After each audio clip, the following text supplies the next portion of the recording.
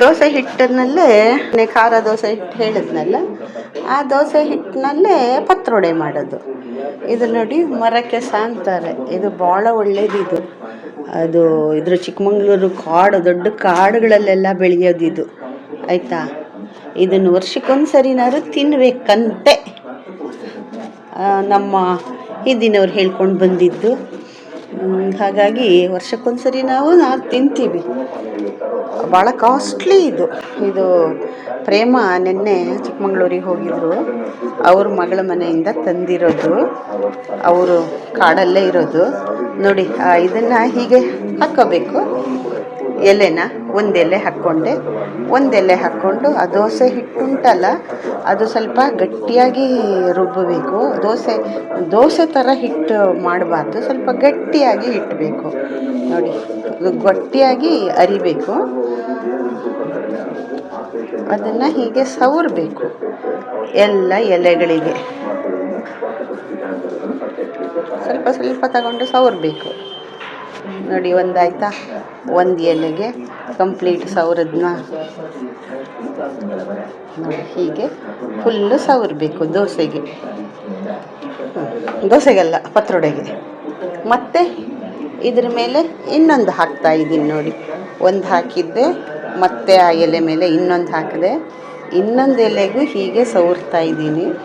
ನಾನು ಒಂದು ಕೈಲಿ ಮೊಬೈಲ್ ಹಿಡ್ಕೊಂಡು ಮಾಡ್ತಾ ಇರೋದ್ರಿಂದ ಸ್ವಲ್ಪ ಅಡಚಣೆ ಆಗ್ತಾ ಇದೆ ನನಗೆ. ಅಡಚಣೆ ಅಂದರೆ ಇಲ್ಲಿ ಇದು ಮಾಡೋದಕ್ಕೆ ನಿಮಗೆ ತೋರಿಸ್ಬೇಕು ಅನ್ನೋ ಉತ್ಸಾಹ. ನೀವು ಪತ್ರೊಡೆ ಮಾಡೋದು ಹೇಗೆ ಅಂತ ನೋಡಿದ್ದೀರಾ ಇಲ್ಲ ಗೊತ್ತಿಲ್ಲ. ನಿಮ್ಮ ಫ್ರೆಂಡ್ ಸಾವಿತ್ರಿ ಮಾಡೋದಂತೂ ನೋಡಿಲ್ಲಲ್ಲ, ಅದಕ್ಕೆ ತೋರಿಸ್ತಾ ಇರೋದು. ಮಾತಾಡೋಕ್ಕೊಂದು ವಿಚಾರ ಬೇಕಲ್ಲ ನನಗೆ. ಮತ್ತು 2 ಎಲೆ ಹಾಕಿದ್ದೀನಿ ನೋಡಿ. 3ನೇ ಎಲೆ ಹಾಕ್ತಾ ಇದ್ದೀನಿ ಅದ್ರ ಮೇಲೇ. ಈ 2 ಎಲೆ ಆಯಿತು, ಇದು 3ನೇ ಎಲೆ ಹಾಕ್ತಾ ಇದ್ದೀನಿ. ಅದ್ರ ಮೇಲೂ ಸಹ ಹೀಗೆ ಸವರ್ತಾ ಇದ್ದೀನಿ.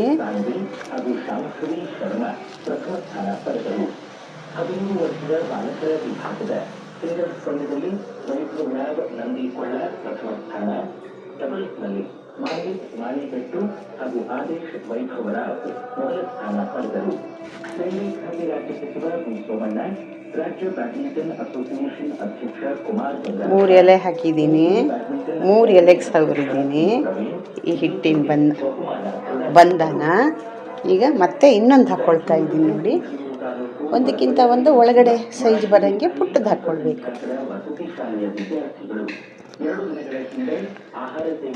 ನೋಡಿ. ಇದು ಸ್ವಲ್ಪ ಪುಟ್ಟದ್ದು ಹಾಕ್ಕೊಂಡಿದ್ದೀನಿ, ಯಾಕೆಂದರೆ ಮಡಚಬೇಕಲ್ಲ ಅಂತ. ಇದು ಪುಟ್ಟದಿದು. ಈಗ ಒಟ್ಟು 4 ಎಲೆಗೆ ಹಾಕಿ ಸವರಿದ್ದೀನಿ ನಾನು, ಆಯಿತಾ.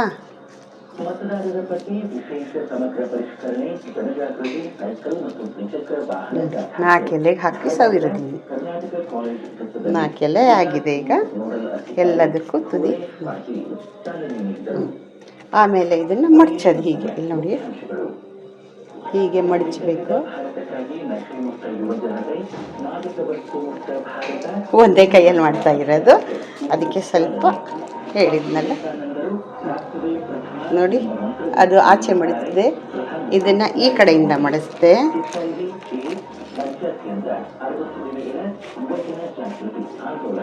ನೋಡಿ, ಆಯಿತಾ. ಆಮೇಲೆ ಇದನ್ನು ಹೀಗೆ ಮಡಿಸಿದೆ.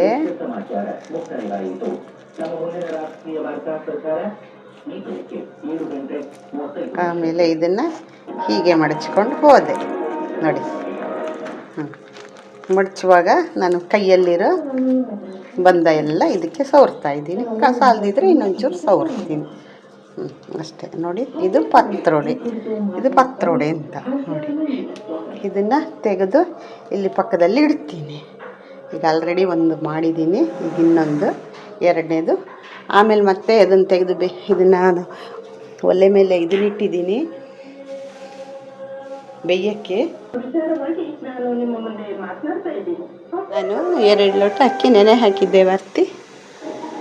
ಅದರೊಳಗೆ ಇಷ್ಟು ಬಾಟ ಇನ್ನೂ ಉಳಿದಿದೆ. ಅದು ನಾಳೆ ಖಾರ ದೋಸೆ ಮಾಡೋಕ್ಕಾಗುತ್ತೆ. ನೀರು ಹಾಕಿದ್ರೆ ಖಾರ ದೋಸೆ ಮಾಡ್ಬೋದು. ಇಲ್ಲ ಮತ್ತು ಪತ್ರೊಡೆ ಮಾಡೋಕ್ಕೆ ಇಷ್ಟ ಆದರೆ ಇನ್ನೊಂದಿಷ್ಟು ಹಿಟ್ಟು ಸೊಪ್ಪು ಉಳ್ಕೊಂಡಿದೆ, ಇಷ್ಟ ಇದ್ದರೆ ಮಾಡ್ಕೋಬೋದು ನೋಡಿ. ಹೀಗಾಗಿದೆ. ಹೀಗೆ ಮಡಚಿಟ್ಟಿದ್ದೀನಿ ಒಂದೊಂದು ಸಹ ನೋಡಿ, ಹೀಗೆ ಎಲ್ಲವೂ ಮಡಚಿಟ್ಟಿದ್ದೀನಿ. 1 2 3 4 5 6 7 ಮಾಡಿದ್ದೀನಿ. ಅದನ್ನು ಈಗ ನೀರು ಕುದೀತಾ ಇದೆ ನೋಡಿ ಒಳಗಡೆಗೆ. ಆ ನೀರು ಕುದಿಯೋದ್ರ ಮೇಲೆ ಇದನ್ನು ಹಾಕೋದು, ಹಾಕಿ ಇದನ್ನು ಒಂದೊಂದು ಇಡೋದು.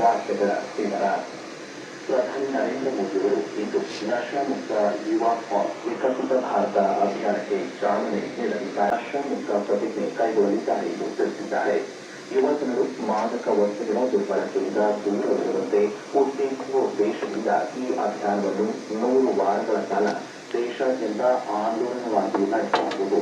ಪ್ರತಿ ಭಾನುವಾರ ಯುವಕರ ನೇತೃತ್ವದಲ್ಲಿ ಜಾಗೃತಿ ಅಭಿಯಾನ, ಸಮುದಾಯ ರ್ಯಾಲಿಗಳು ಹಾಗೂ ನಶಾಮುಕ್ತ ಪ್ರತಿಜ್ಞೆ ಸೇರಿದಂತೆ ವಿವಿಧ ಕಾರ್ಯಕ್ರಮಗಳನ್ನು ಆಯೋಜನೆ ಮಾಡಲಾಗುವುದು ಎಂದು ವಿವರಿಸಿದ್ದಾರೆ. ಮೈ ಭಾರತ್ ಸ್ವಯಂ ಸೇವಕರು, ರಾಷ್ಟ್ರೀಯ ಸೇವಾ ಯೋಜನೆ, ಯುವಕ ಸಂಘಗಳು, ಶಾಲೆ, ಕಾಲೇಜು ಸಚಿವ ಡಾಕ್ಟರ್ ಮನ್ಸುಖ್ ಮಾಂಡವಿಯ ಮಾಹಿತಿವರೆಗೆ ಭಾರತಕ್ಕೆ ಅಧಿಕೃತ ಬೇಯ್ತಾ ಇದೆ. 1 ಗಂಟೆನಾರು ಬೇಕು ಬೇಯಕ್ಕೆ. ಆಮೇಲೆ ತೋರಿಸ್ತೀನಿ ಹೇಗಾಯ್ತು ಅಂತ.